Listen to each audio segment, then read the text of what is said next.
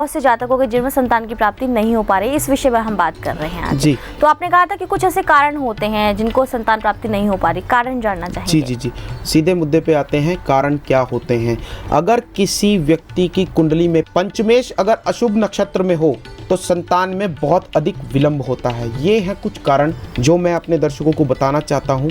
इन चीज़ों को आप नोट डाउन करके रख लीजिए और अगर आप इन्हें देखें, अगर कुंडली में इस तरीके की चीज़ें हैं तो आपको डेफिनेटली इन्हीं की वजह से प्रॉब्लम हो रही है और कोई कारण नहीं। और साथ ही साथ मैं आप लोगों को बता दूं, देखिए कुंडली के अंदर अगर आपके कुछ योग इस तरीके से बन रहे हैं कि आपकी संतान में बाधा उत्पन्न हो रही है तो आप हमारे दिखाए जा रहे नंबरों पे कॉल करें और हमारे आचार्यों से ये जानें कि अगर इस तरीके से आपकी कुंडली के अंदर भी हो रहा है और ऐसा कोई भी दोष आपकी कुंडली में दिखता है तो ऐसे क्या उपाय करें जिनसे आपको संतान की सुख की प्राप्ति हो और आप आने वाले समय में किसी भी परेशानी का सामना ना करें।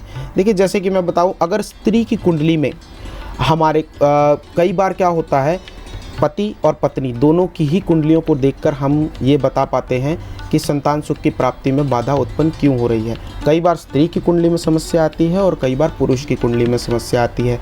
ऐसा नहीं है, अगर मान लीजिए कभी हम स्त्री की कुंडली में कोई समस्या पाई जाए तो उसका निवारण भी हो सकता है। लोग बिल्कुल भी डिप्रेशन में ना आए कि हमारे तो कुंडली में ही प्रॉब्लम है इसलिए शायद हमें संतान की प्राप्ति नहीं हो रही है। अगर सूर्य और शनि की युति हो जाए तो भी संतान में देरी होती है।